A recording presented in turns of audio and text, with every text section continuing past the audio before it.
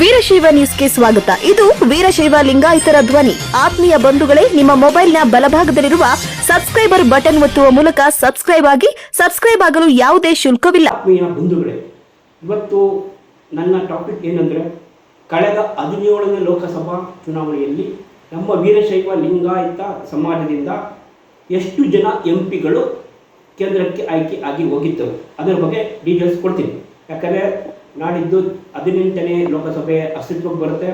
17ನೇ ಲೋಕಸಭೆಯಲ್ಲಿ ನಮ್ಮ ವೀರಶೈವ ಲಿಂಗಾಯತ ಸಮುದಾಯದಿಂದ 9 ಜನ ಎಂಪಿಗಳು ಆಯ್ಕೆಯಾಗಿ ಹೋಗಿದ್ದರು. ಅದರಲ್ಲಿ ಯಾರು ಯಾಕಂದರೆ ಅದ್ರ ಬಗ್ಗೆ ಸಂಪೂರ್ಣವಾಗಿ ನಾನು ಬರೆದಂತಹ ವೀರಶೈವ ಲಿಂಗಾಯತರ ಶಾಸಕರ ಕೈಪಿಡಿಯಲ್ಲಿ ಅದ್ರ ಬಗ್ಗೆ ನಾನು ವಿವರ ಕೊಟ್ಟಿದ್ದೀನಿ.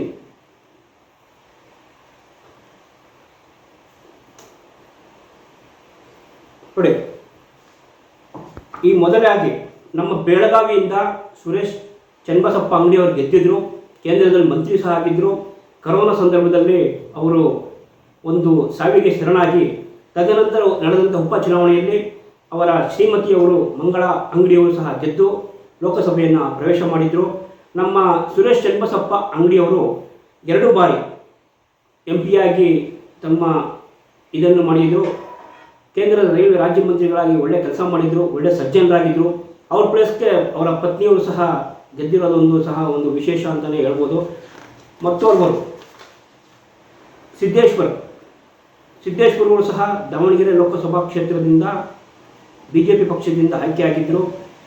ಈ ಬಾರಿ ಅವರಿಗೆ ವಯಸ್ಸಾದ ಕಾರಣ ಅವರ ಪತ್ನಿ ಅವರಿಗೆ ಗಾಯತ್ರಿ ಸಿದ್ದೇಶ್ವರ ಅವರಿಗೆ ಒಂದು BJPಯಿಂದ ಸೀಟು ಸಿಕ್ಕಿದೆ.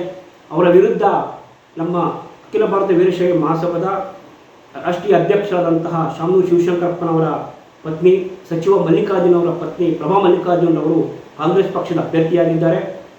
ಇಬ್ಬರು ಸಹ ವೀರಶೈವ ಲಿಂಗಾಯತ ಸಮುದಾಯದಿಂದ ಸೇರಿದವರಾಗಿದ್ದರಿಂದ ಯಾರು ಗೆದ್ದರೂ ಸಹ ಒಬ್ಬ ವೀರಶೈವ ಲಿಂಗಾಯತಕ್ಕೆ ನಾವು ಗೆದ್ದಂಗಾಗುತ್ತೆ. ಮತ್ತು ಬೆಳಗಾವಿ ತಮಗೆಲ್ಲ ಗೊತ್ತೇ ಇದೆ, ಜಗದೀಶ್ ಶೆಟ್ಟರ್ ಅವರು BJPಯಿಂದ ನಿಂತಿದ್ದರೆ, ಲಕ್ಷ್ಮೀ ಹೆಬ್ಬಾಳ್ಕರ್ ಅವರ ಪುತ್ರ ಮೃಣಾಲ್ ಹೆಬ್ಬಾಳ್ಕರ್ ಅವರು ಸಹ ಕಾಂಗ್ರೆಸ್ನ ನಿಂತಿದ್ದಾರೆ.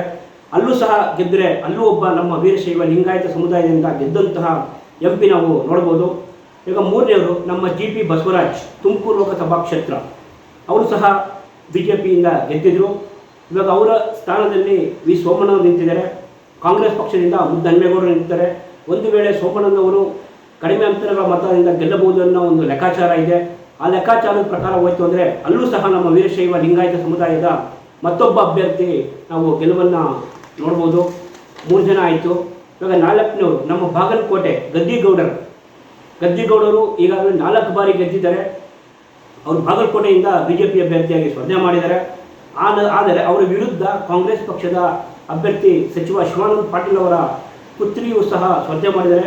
ಅವರಲ್ಲಿ ಒಬ್ಬರು ಗೆದ್ದರೂ ಸಹ ನಮ್ಮ ವೀರಶೈವ ಲಿಂಗಾಯತ ಸಮುದಾಯದಿಂದ ಮತ್ತೊಬ್ಬರು MP ಆಗಬಹುದು. ಮತ್ತು ನಮ್ಮ ಈ ಕೊಪ್ಪಳಕ್ಕೆ ಬರಬೇಕು ಅಂದರೆ ಕರಡಿ ಸಂಗಣ್ಣನವರು ಸಹ ಕಳೆದ ಬಾರಿ BJPಯಿಂದ ನಿಂತ್ಕೊಂಡು ಗೆದ್ದಿದ್ರು. ಇದ್ರೆ ಅವ್ರಿಗೂ ಸಹ ಈ ಬಾರಿ ಸೀಟ್ ಸಿಗಲಿಲ್ಲ. ಅವರ ಪರವಾಗಿ ಬಸವರಾಜ್ ಕ್ಯಾಟೂರ್ ಅಂತ ಹೇಳಿ ಅವರು ಸಹ BJPಯಿಂದ ಸೀಟ್ ಕೊಟ್ಟಿದೆ. ಅವರು ಒಂದು ವೇಳೆ ಗೆದ್ದರೆ ಅವರು ಸಹ ನಮ್ಮ ವೀರಶೈವ ಲಿಂಗಾಯತ ಸಮುದಾಯದಿಂದ ಸಂಸತ್ ಸಭೆಗೆ ಹೋಗುವಂತಹ 5ನೇ ಅಭ್ಯರ್ಥಿ ಆಗ್ತಾರೆ.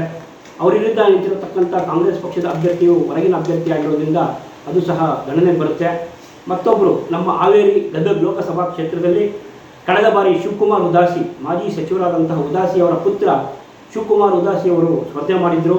ಶಿವಕುಮಾರ್ ಉದಾಸಿ ಅವರು ತಮ್ಮ ವೈಯಕ್ತಿಕ ಕಾರಣಗಳಿಂದ ಬಿಸ್ನೆಸ್ನಲ್ಲಿ ಬ್ಯುಸಿಯಾಗಿರೋ ಕಾರಣದಿಂದ ನನಗೆ ಬಾರಿ ಸೀಟ್ ಬೇಡ ಅಂತೇಳಿ ಆ ಒಂದು BJPಯಿಂದ ಮಾಜಿ ಮುಖ್ಯಮಂತ್ರಿ ಬಸವರಾಜ ಬೊಮ್ಮಾಯಿ ಅವರಿಗೆ ಬಿಟ್ಟುಕೊಟ್ಟಿದ್ದಾರೆ. ಬಸವರಾಜ ಬೊಮ್ಮಾಯಿ ಅವರು BJPಯಿಂದ ಸ್ಪರ್ಧೆ ಮಾಡಿದರೆ ಅದೇ ಕ್ಷೇತ್ರದಿಂದ ಆನಂದ್ ಗಡ್ಡದೇವರು ಮತ್ತು ಸಹ ಕಾಂಗ್ರೆಸ್ ಪಕ್ಷದ ಅಭ್ಯರ್ಥಿಯಾಗಿ ಸ್ಪರ್ಧೆ ಮಾಡಿದ್ದಾರೆ. ಅವರು ನಮ್ಮ ವೀರಶೈವ ಲಿಂಗಾಯತ ಸಮುದಾಯಕ್ಕೆ ಸೇರಿದ್ದಾರೆ. ಅವರನ್ನು ಒಬ್ಬರು ಸಹ ಗೆದ್ದರೆ ಒಬ್ಬರು ಲೋಕಸಭೆಗೆ ಮತ್ತೊಬ್ಬ ಅಭ್ಯರ್ಥಿ ನಮಗೆ ಲೋಕಸಭೆಗೆ ಆಯ್ಕೆ ಆದಂತೆ ಕಂಡುಬರುತ್ತೆ. ಮತ್ತು ಇವಾಗ ಚಿಕ್ಕೋಡಿ ವಿಧಾನಸಭಾ ಕ್ಷೇತ್ರಕ್ಕೆ ಬರ್ತೀನಿ. ಅಲ್ಲಿ ಅಣ್ಣಾ ಸಾಹೇಬ್ ಜೊಲ್ಲೆ, ಮಾಜಿ ಮಂತ್ರಿ ಶಶಿಕಲಾ ಜೊಲ್ಲೆ ಅವರ ಪತಿ ಅಣ್ಣಾ ಸಾಹೇಬ್ ಜೊಲ್ಲೆ ಅವರು ಸಹ ಕಳೆದ ಬಾರಿ BJP ಅಭ್ಯರ್ಥಿಯಾಗಿ ಗೆದ್ದಿದ್ದರು. ಅವರ ವಿರುದ್ಧ ಸತೀಶ್ ಜಾರಕಿಹೊಳಿ ಅವರ ಪುತ್ರಿಯೂ ಸಹ ನಿಂತಿದ್ದಾರೆ. ಒಂದು ವೇಳೆ ಅವರಿಬ್ಬರಲ್ಲಿ ಪ್ರಬಲವಾದ ಪೈಪೋಟಿ ಕಂಡು ಬಂದರು. ಒಂದು ಅಣ್ಣಾ ಸಾಹೇಬ್ ಜೊಲ್ಲೆ ಅವರು ಗೆದ್ದರೆ ಮತ್ತೋರ್ವ ನಮ್ಮ ವೀರಶೈವ ಲಿಂಗಾಯತ ಸಮುದಾಯದ ಒಬ್ಬ ಸಂಸತ್ ಸದಸ್ಯನಾಗುವ ಒಂದು ಸಾಧ್ಯತೆಗಳು ಹೆಚ್ಚಿದೆ. ಮತ್ತು ಈಗ ನಾವು ಶಿವಮೊಗ್ಗಕ್ಕೆ ಬಂದರೆ ಬಿ ವೈ ರಾಘವೇಂದ್ರ ಯಡಿಯೂರಪ್ಪನವರ ಪುತ್ರ, BJP ರಾಜ್ಯಾಧ್ಯಕ್ಷರಂತಹ ವಿಜಯೇಂದ್ರ ಅವರ ಸಹೋದರ. ಇವರು ಸಹ ಗೆದ್ದರೆ ಅವರು ಸಹ ಮತ್ತೋರ್ವ ನಮ್ಮ ಒಬ್ಬ ಅಭ್ಯರ್ಥಿಗಳು ವೀರಶೈವ ಲಿಂಗಾಯತ ಸಮುದಾಯದಿಂದ ಸಂಸತ್ತು ಪ್ರವೇಶ ಮಾಡಬೇಕಾದಂಥ ಪರಿಸ್ಥಿತಿ ಬರುತ್ತೆ. ನಾವು ಬೀದರ್ ಲೋಕಸಭೆಗೆ ಬರ್ತೀವಿ. ಬೀದರ್ ಲೋಕಸಭಾ ಕ್ಷೇತ್ರದಿಂದ ಇವಾಗ ಈಗಾಗಲೇ ಕೇಂದ್ರದಿಂದ ಮಂತ್ರಿಯಾಗಿದ್ದಂತಹ ಭಗವಂತ ಖೂಬಾ ಅವರು ಸಹ BJPಗೆ ಸ್ಪರ್ಧೆ ಮಾಡಿದ್ದಾರೆ. ಅವರ ವಿರುದ್ಧ ಕಾಂಗ್ರೆಸ್ ಪಕ್ಷದ ಅಭ್ಯರ್ಥಿ ನಮ್ಮ ಸಚಿವರಾದಂಥ ಈಶ್ವರ್ ಖಂಡ್ರೆಯವರ ಪುತ್ರ ಸಹ ಸ್ಪರ್ಧೆ ಮಾಡಿದ್ದಾರೆ. ಅವರಲ್ಲಿ ಇಬ್ಬರು ಸಹ ಒಬ್ಬರು ಗೆದ್ದರೆ ಅವರು ಸಹ ಒಬ್ಬರು ನಮ್ಮ ವೀರಶೈವ ಲಿಂಗಾಯತ ಸಮುದಾಯದ ಮತ್ತೊಬ್ಬ ಅಭ್ಯರ್ಥಿ ಸಹ ಸಂಸತ್ ಪ್ರವೇಶ ಮಾಡಬಹುದು. ಹೀಗೆ ಕಳೆದ ಬಾರಿ ಲೋಕಸಭಾ ಚುನಾವಣೆಯಲ್ಲಿ 9 ಜನ ನಮ್ಮ ವೀರಶೈವ ಲಿಂಗಾಯತ ಸಮುದಾಯದಿಂದ MP ಆಗಿ ಆಯ್ಕೆಯಾಗಿ ಹೋಗಿದ್ದರು. ಈಗ ಈ ಬಾರಿ ಸಹ ಸಾಧ್ಯತೆಗಳು ಸಹ 9ರಲ್ಲಿ ಮ್ಯಾಕ್ಸಿಮಮ್ 7 ಜನ ಹೋಗ್ಬೋದು ಅನ್ನೋ ನಮ್ಮ ಒಂದು ಸಮೀಕ್ಷೆಯ ಲೆಕ್ಕಾಚಾರ ಬಂದಿದೆ. ಏನೇ ಆಗಲಿ 28 ಜನದಲ್ಲಿ 9 ಜನ ಲೋಕಸಭಾ ಸದಸ್ಯರು ನಮ್ಮ ವೀರಶೈವ ಲಿಂಗಾಯತ ಸಮುದಾಯದಿಂದ ಗೆದ್ದೋದ್ರೂ ಸಹ ಕೇಂದ್ರದಲ್ಲಿ ಕ್ಯಾಬಿನೆಟ್ ಮಂತ್ರಿ ತಗೊಳ್ಳೋದ್ರಲ್ಲಿ ವಿಫಲರಾಗಿದ್ದಾರೆ. ಕಾರಣ ಎಲ್ಲ ತಮಗೆ ಗೊತ್ತೇ ಇದೆ. ಈಗಾಗಲೇ ಕೇಂದ್ರದಲ್ಲಿ ಅಲ್ಪಸಂಖ್ಯಾತರು ಏನು 2% ಇರತಕ್ಕಂಥ ಒಬ್ಬ ಕೇಂದ್ರದ ಮಂತ್ರಿ ಆಗ್ತಾರೆ. ನಾವು 22-25% ಇರತಕ್ಕಂಥ ಸಮಾಜದಿಂದ ಒಬ್ಬ ಕೇಂದ್ರದಲ್ಲಿ ರಾಜ್ಯ ಮಂತ್ರಿ ಸ್ಥಾನ ಕೊಡ್ತಾರೆ ಹೊರತು ಕೇಂದ್ರ ಮಂತ್ರಿ ಸ್ಥಾನ ಕೊಡ್ತಾ ಇಲ್ಲ. ಇವಾಗ 9 ಜನದಲ್ಲಿ ಯಾವುದೇ BJP ಗೆದ್ದರು. ಒಂದು ವೇಳೆ ನಾನು ಕಳೆದ ಇದರಲ್ಲಿ ಹೇಳಿದ್ದೆ, ಕೇಂದ್ರ ಮಂತ್ರಿ ಸ್ಥಾನದಲ್ಲಿ ಜಗದೀಶ್ ಶೆಟ್ಟರ್, ಬಸವರಾಜ ಬೊಮ್ಮಾಯಿ, ಸೋಮಣ್ಣ, ಗದ್ದಿಗೌಡರವರು ರೇಸ್ನಲ್ಲಿದ್ದಾರೆ.